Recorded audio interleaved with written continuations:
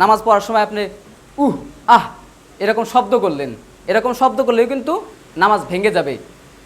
কেউ একটা সুসংবাদ দিল, আপনি নামাজের ভিতরে বললেন আলহামদুলিল্লাহ, শেষ, নামাজ ভেঙে যাবে। এখন নামাজের সময় আমি এই যে এরকম করলাম, তো কি হইল? কিবলার দিক থেকে আমার এই সিনা ঘুরে গেল। সিনা ঘুরে গেলেই নামাজ হবে না, নামাজ নষ্ট হয়ে যাবে। আমরা অনেকেই জানি না কোন কোন কারণে নামাজ ভেঙে যায়, যার কারণে আমরা অনেক সময় নামাজ পড়ি, ওই কারণগুলো ঘটে যায়, আমাদের নামাজও ভেঙে যায়, কিন্তু আমরা জানি না। এর জন্য আমাদের অত্যন্ত জরুরি যে নামাজ ভাঙার কারণগুলি আমাদের জানা দরকার। তো আজকে আপনাদেরকে আমি খুব সহজেই এবং প্র্যাকটিক্যালি দেখাবো কোন কোন কাজ করলে পারে আপনাদের নামাজ ভেঙে যায়। তো ভিডিওটি পুরোটি দেখুন, ইনশাআল্লাহ অবশ্যই উপকৃত হবেন। প্রথম কারণটি হচ্ছে নামাজে অশুদ্ধ পড়া। হ্যাঁ, এটা অনেকেই নামাজে অশুদ্ধ পড়ে, যার কারণে কিন্তু নামাজ নষ্ট হয়ে যায়। এর জন্য আপনাদের কেরাত এবং প্রত্যেকটা তাসবিহ সহি শুদ্ধ করা দরকার। সহি শুদ্ধ করলে ইনশাআল্লাহ আপনাদের নামাজ ভাঙবে না। দ্বিতীয় কারণ হচ্ছে নামাজে কথা বলা। মনে করেন আপনি নামাজ পড়তেছেন, একজন লোক যাইতেছে, বলবেন কি অবস্থা ভাই, এই যে এখানে আসেন, এখানে যায়, এখানে এসে নামাজ পড়েন, এরকম করলেন। এরকম করলে ভাই যে কোনো একটা কথা বললেন যে ভাই কেমন আছেন, এরকম কোন কথা বললেন, এসব কথা বললে কিন্তু নামাজ ভেঙে যাবে। এরপরে নামাজে কথা বলা, কোনো লোকে সালাম দেয়া। মনে করেন একটা ভাই এখান থেকে হাইটে গেতেছে, আপনি নামাজ পড়তেছেন, বললেন আসসালামু আলাইকুম, সালাম দিলেন, নামাজ ভেঙে যাবে। এরপর আবার ভাই একজন লোক হাইটে গেতেছে, আপনি নামাজ পড়তেছেন, উনি আপনাকে সালাম দিল, আপনি বললেন ওয়ালাইকুম আসসালাম, শেষ, নামাজ ভেঙে যাবে কিন্তু। এরপরে আপনি নামাজ পড়তেছেন, নামাজ পড়ার সময় আপনি উহ আহ এরকম শব্দ করলেন, এরকম শব্দ করলেও কিন্তু নামাজ ভেঙে যাবে। এরপর আর একটা কারণ হচ্ছে আপনার কাশি আসে নাই, আপনার কাশি আসে নাই, আপনি ইচ্ছা করেই এনে কাশি দিলেন, তাহলে কিন্তু নামাজ ভেঙে যাবে। মানে বিনা অজুরে কাশি দেয়া, মানে আপনার অজুর ছাড়া, মানে আপনার প্রয়োজন নাই, আপনার কাশি আসে নাই, আপনি এমনি কাশি দিলেন, তাহলে কিন্তু নামাজ ভেঙে যাবে। এরপরে হচ্ছে আমলে কাসির করা।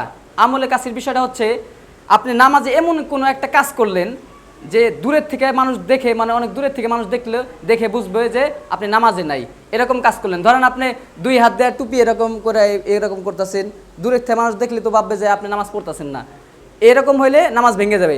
অথবা আপনি মনে করেন যে ফোন পকেটটা বের করে কথা বলতেছেন, হ্যালো ট্যালো মানে কথা বলতেছেন, এরকম করলে দূরের থেকে মানুষ দেখলে কিন্তু ভাববে যে আপনি নামাজ পড়তেছেন না, এর কারণে কিন্তু নামাজ ভেঙে যাবে। মানে এক কথায় আমলে কাসির করা, আমলে কাসির করা যাবে না। এমন কোনো কাজ করবেন না যে কাজ করলে পারে দূরের থেকে মানুষ দেখে বুঝে যে আপনি নামাজে নেই, এরকম কাজ করা যাবে না। এরপরে বিপদে কি বেদনায় শব্দ করিয়ে কাঁদা। মনে করেন আপনার কোনো জায়গায় ব্যথা অনেক, এই ব্যথার কারণে নামাজ পড়তেছেন, নামাজে কান্না করতেছেন, বিপদে কি বেদনায় শব্দ করিয়ে কাঁদা।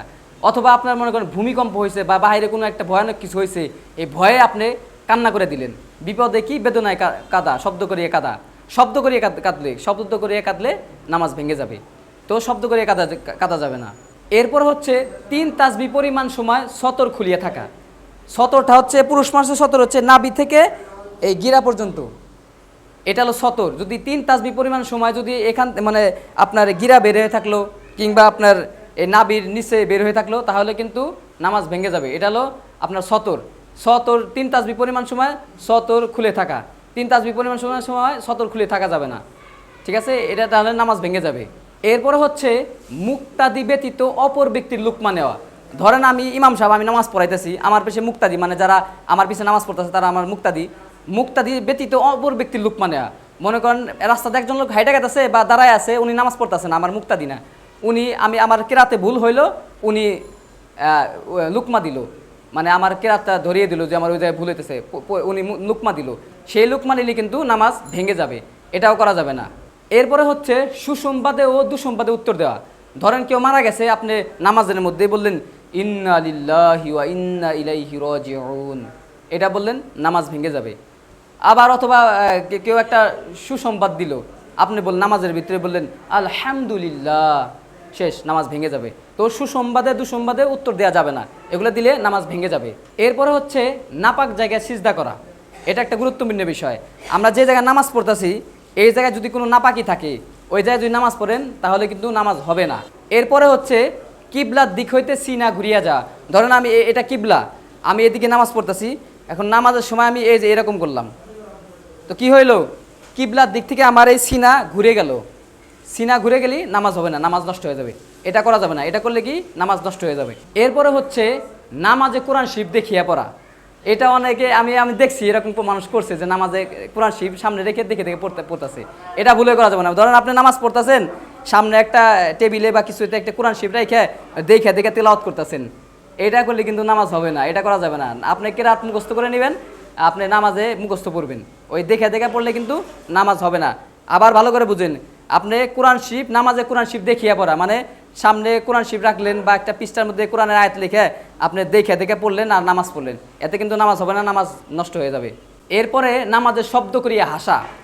এই যে মনে করেন আপনি নামাজ পড়তেছেন, শব্দ করে হেসে দিলেন, হেসে দিলে কিন্তু আপনার নামাজ নষ্ট হয়ে যাবে। এর জন্য নামাজে শব্দ করে হাসা যাবে না। এরপরে হচ্ছে নামাজে সাংসারিক কোনো বিষয়ে প্রার্থনা করা। আপনার সংসারের বিষয়ে কোনো কিছু প্রার্থনা নামাজে করতে পারবে না, এতে নামাজ কিন্তু ভেঙে যাবে। সাবধান, এই কাজ ভুলেও করবেন না। এরপরেরটা হচ্ছে হাসির উত্তর দেওয়া। মনে করেন কেউ ওখানে আপনি নামাজ পড়তেছেন, ওখানে কেউ হাসি দিল, হাসি দেওয়ার পরে উনি বললো আলহামদুলিল্লাহ, আর আপনি এখানে দাঁড়ায় বললেন নামাজ অবস্থায় ইয়ার হামুকাল্লাহ, শেষ, নামাজ ভেঙে যাবে। কাজেই হাসির উত্তর দেওয়া যাবে না। এরপরে নামাজে খাওয়া পান করা, কোনো কিছু খাওয়া বা পান করা, পানি পান করলেন বা কিছু খাইলেন, নামাজের ভিতরে যদি খান তাহলে কিন্তু নামাজ ভেঙে যাবে। নামাজের ভিতরে কোনো রকম খাওয়া বা পান করা যাবে না, এ থেকে সাবধান। এরপরে হচ্ছে ইমামের আগে মুক্তাদি দাঁড়ানো। মনে করেন ইমাম সাহেব আপনার রুকুতে গেছে, যে রুকুতে গেল, ইমাম সাহেব রুকুতে আসে, তার আগে আপনি দাঁড়ায় গেলেন, তাহলে কিন্তু নামাজ শেষ হয়ে যাবে। এর জন্য ইমামের আগে মুক্তাদি দাঁড়ানো, ইমামের আগে আপনি দাঁড়াবেন না। তো এগুলো হচ্ছে নামাজ ভাঙার কারণ।